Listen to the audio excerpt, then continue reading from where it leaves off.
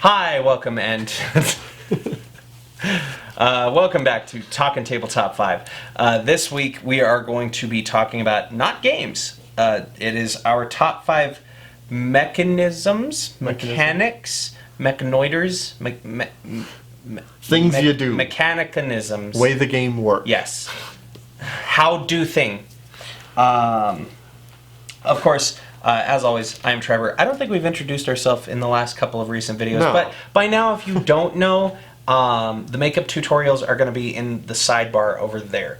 Yeah. So you should just go click on one of those. Yeah. So this is that's Trevor. how that's how you get this look. My name is Danny. Yes. And so we're going to get right into this. Yep. To clarify, these are going to be the things in games that you see recurring often.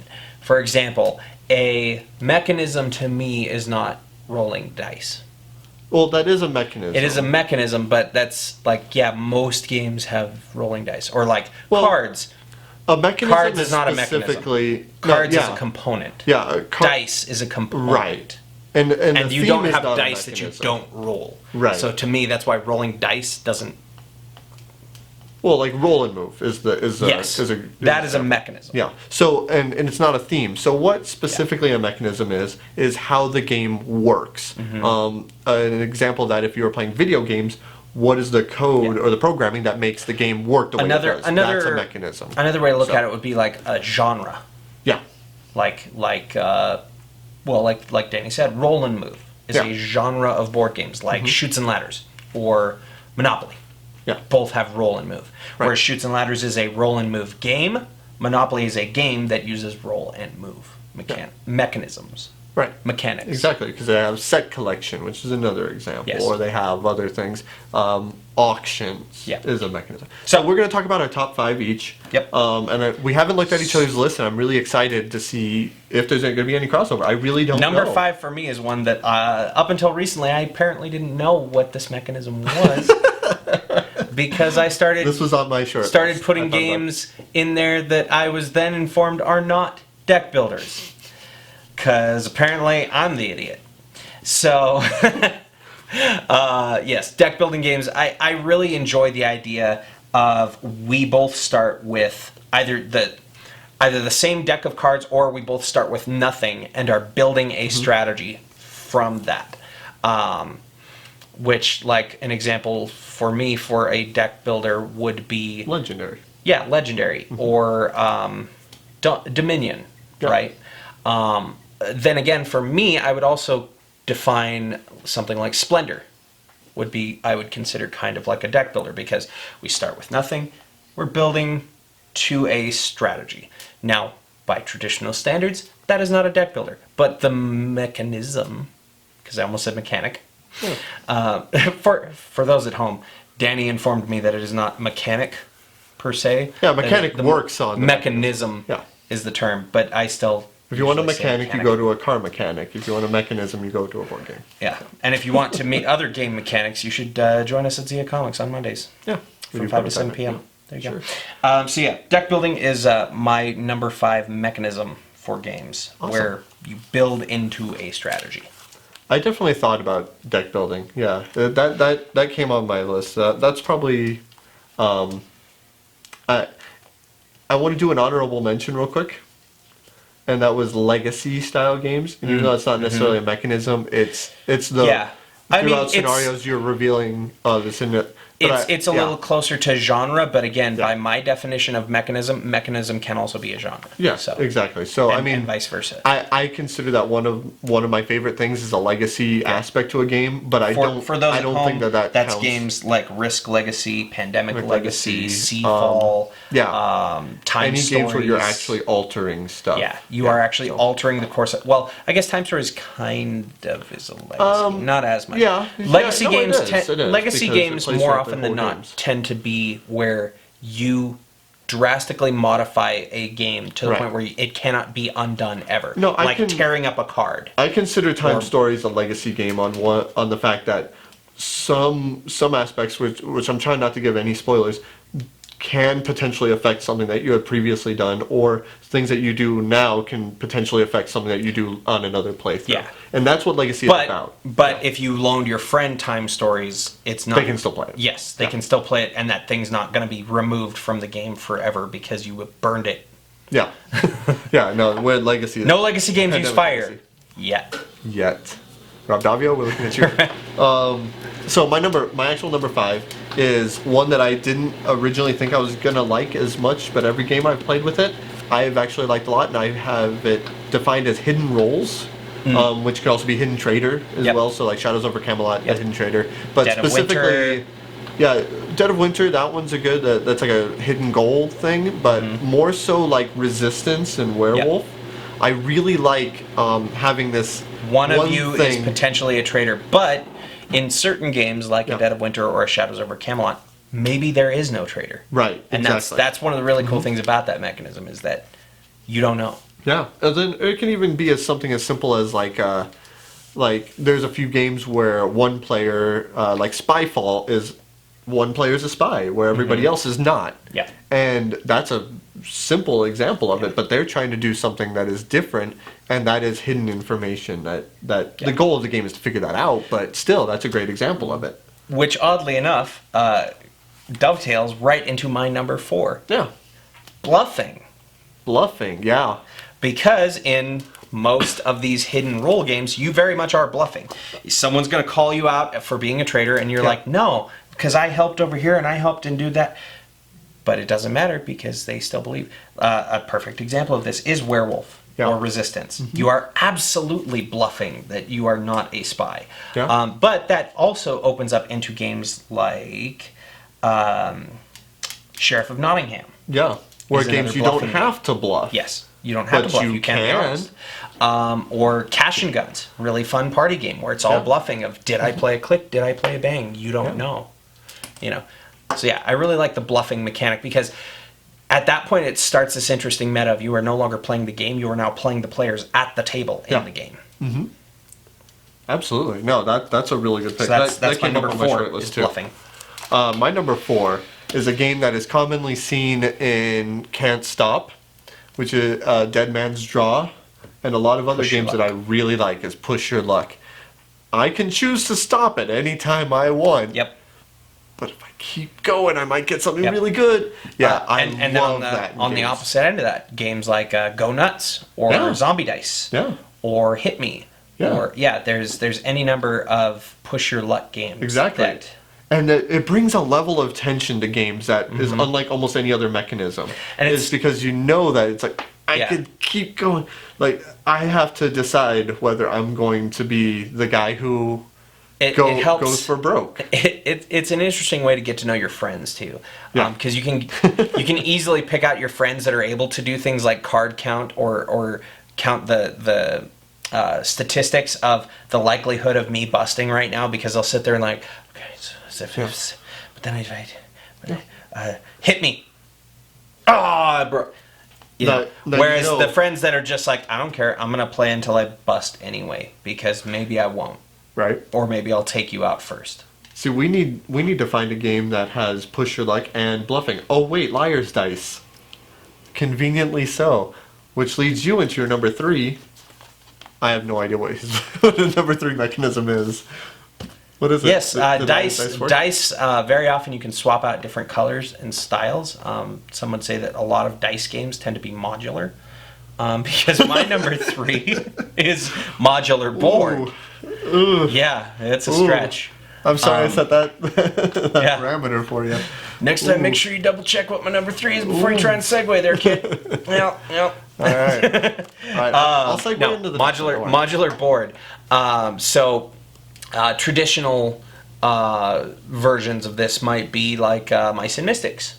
Has different boards that you lay out, different tiles specifically. Teenage Mutant Ninja Turtles Shadows of the Past, modular board. Small World Realms makes the area control game Small World into a modular board. Settlers of Catan, not particularly my cup of tea, but it is a modular board game. I really like Carcassonne, exactly. I really like how a game can take the idea that the board changes every time. And probably one of my favorite examples of this is Betrayal at House on the Hill. It is a game where we all start with the same characters, we all start in the same location, but as we are playing, the board is going to change. In Betrayal at House on the Hill, you're building the board as you play, whereas in a game like Forbidden Island or Forbidden Desert, it's going to be the same pieces that are out. Yeah. But those are going to begin to disappear, and the board will shift and change as you play it. And that's when it specifically becomes the mechanism. Yeah. It's during like the Forbidden games where your board is changing as it's and that's what makes it really intriguing. And with Betrayal, it's I found the bloody room on my first move through a doorway. In another game that I played, we never encountered that. Yeah. Never even found that room. So, it's very different with modular boards where you can play the same game over and over and over, and it's going to be different every time. Yeah, it's a really good choice. Modular board. So my number 3 Has nothing to do with it. No, there are some games that use this mechanism that have modular boards to it. Quite a few actually. It's worker placement. Okay. And I love the idea of you going to a spot and potentially blocking all or part of it from another player. Yep. And knowing it's kind of like a weird auction mechanism where I know you want that spot, and it will benefit me less for right now, but it'll benefit me longer because it's going to take you another turn to get there at least. Someone recently raised the question: is Tokaido kind of a worker placement game? Oh, Tokaido is definitely a worker placement game. It absolutely but it's is. one worker.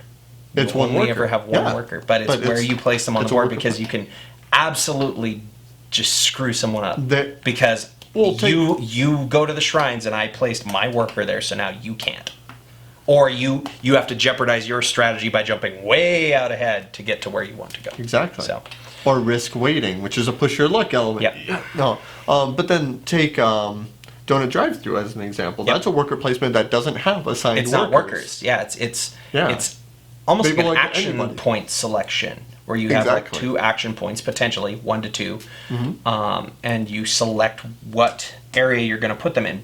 Or take them. Yeah, for or your take own. them from. But if I put 1 here, I'm making it harder for you. Whereas if I put 2, I block you from it entirely. Yeah, exactly. So that's what. There's so many different ways you can approach worker placement in such fun ways that there's a definite reason it is my number 3, worker placement. My number 2 is going to be a game that has nothing to do with worker placement, and that is storytelling games. There's a lot of really good examples of this. Mice and Mystics is a storytelling game, but it comes with a storybook. So whether you are a dungeon master or you don't have one that lives in the area, you can still tell the same story. Another example of this would be Time Stories, or even like a Dixit or Mysterium has storytelling mechanics. Once Upon a Time, Gloom. The list goes on and on. Winter Tales was always a really interesting one to me because it's a storytelling game that also uses abstract drawings from a child. Yeah. Like it's such a really cool mechanic because the game is vastly different every time you play because it changes depending not just upon the group. Like I've played Gloom with my same gaming group a couple of times, and the stories always are very different from each other. From one character dying in a circus fire to another one marrying a teddy bear. Like, very, very different games. Yeah, that's so storytelling. I knew you were gonna pick that one out. I'm surprised it's only your number 3 or 2. 2. Yeah, I'm an old school improv guy, so it's being able to come up with telling a story on the spot. What would be your number 1 then? Wow. Yeah. I know. That's intriguing. Okay, so my number 2. This is the, I've given you enough guff for your deck building. This is not necessarily, my next 2 are not totally mechanisms per se. Okay. This it's is more a of deck a builder genre. like Bullfrogs. Right, exactly. No, mine is common goal or co-op games. And I know, it's not totally a mechanism, but it is. Well, no, everybody that you're playing against the game. I've never heard it defined as common goal or co-op. Yeah, I mean, well, everybody is working towards the same goal, Yeah. and then Yeah. you are playing against the game itself, and I think that's an interesting mechanism Okay, because, yeah. and this is why I define it as a mechanism, is because that changes the way you play, Mm-hmm. is knowing that outcome, like we could play something like Hanabi, Yep. for a good example, where we're all We playing are working together. But if we're just trying to get the most points from us, then that's going to drastically change the way we play, and that Well, I think and, is a mechanism. Yeah, another example of that is like, you have two very different co-op games in like Forbidden Desert or Pandemic. Yeah. Even. Pandemic is very different from Marvel Legendary. Yeah. Marvel Legendary is still a co-op, but even if we lose, there's still or win, there's Yeah. still a clear kind of winner. Yeah. Whereas like Pandemic, we lose together or we win together. Period. Exactly. And see, that's why I had to define it as co-op, because Yeah. in the games where there's still like a better winner, but you either win, like see, Munchkin that's- Panic is an example of that I didn't Yeah. like how they took it away from Yeah. co-op, because that altered the way we played. We It's- stopped caring about who was winning and or cared about winning the game and more cared about us winning, and that changed how Yeah. I played. It's interesting, and we're going to touch on this subject a little Yeah. bit more because my number one is also co-op. Oh wow. Okay. Wow. There's two reasons to that, because as we were just talking about, co-op games drastically differ in what they're able to do. So Mice and Mystics is a co-op game, but so is Marvel Legendary, but so is Time Stories, but so is Forbidden Desert, Forbidden Island, and Yeah. Pandemic. And they're very, But very so different is games. so is Codenames. Yeah. Well, It is co-op. You and I are on a team together. We are well, no, cooperatively team. trying. We're But it is a competing team. against the team. But common goal / co-op. But that's the difference. It's a though. common if, goal. If there was a game of Codenames where all of us were trying to figure out the one word, and there was one clue giver, This is where that would this change is where the it comes game in. from teams, This is where it comes into a caveat of competitive cooperative. which is a misnomer because that makes no sense. Exactly, but that's just it. Codenames is a competitive cooperative game Sure, because there are yeah. two teams against each other. Each team has a common goal, Right. and that is to win. And for me, I'm trying to get my team to complete said goal. They are trying to get their team to complete said goal. It is cooperative, but it is also competitive because it is two teams doing the same thing. A perfect example of this is Dead of Winter is a cooperative game where there is a traitor. That's a good example. I mean, no offense to the previous one, but I mean But- that's a really great example of that. It is a because co-op game. It is a but co-op there's game, also a but hidden role there's a as hidden a role. mechanism. as the mechanism, and then there's also. But the potentially, hidden- if there isn't a the hidden traitor, roles. it's a full co-op game. Yes. So, and then another then example of you this have is your own specific roles Last you have Night to on do. Earth. Mm-hmm. You have players Yep. playing as the zombies, players playing as the survivors. Yep. It is very much co-op because the survivors are playing together to try to complete their objective, and the zombies are playing together to try and complete their objective. I would consider, and there's a number of. The thing is, I look at it as a square is a rectangle, but a rectangle is not a square. Co-op is this gigantic umbrella term where all of these little mechanisms fit into it, like competitive cooperative, like team strategy, like one versus many, Yeah. like Ninja Turtles is a 1v all. It's a 1v all, Yeah. but the all are Descent. co-op versus the one villain. Yeah. Yeah. So yeah, definitely. I mean, It's and that's why this it's my number mechanism one. is so good that it has brought up, like, we could sit here for hours That and is debate that it. is We're not why going it's my to, number but- one, because yeah. there are so many games that fall into this. The second reason, and this is more the lesser reason why it's my number one, and that is because it's not about me having the best strategy. It's about what I put into the group to help Yeah. us win as a whole. Yep. It's not, solely upon my shoulders where if I don't do well, I will lose. It's I did my best and helped out the group as much as I could, and collectively we won Yeah. or lost. Yep. So Exactly. that's why Yeah. it is my number one mechanism. Cool. Co-op. Yeah. Good choice. Thank you. That's why it was my number two. Because your number one is Can you guess it? abstract strategy. Nope, because that's not a mechanism.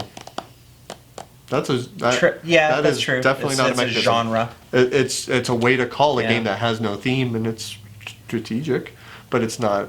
That's not a mechanism. It's deck building like Ninja Nope. Camp. No.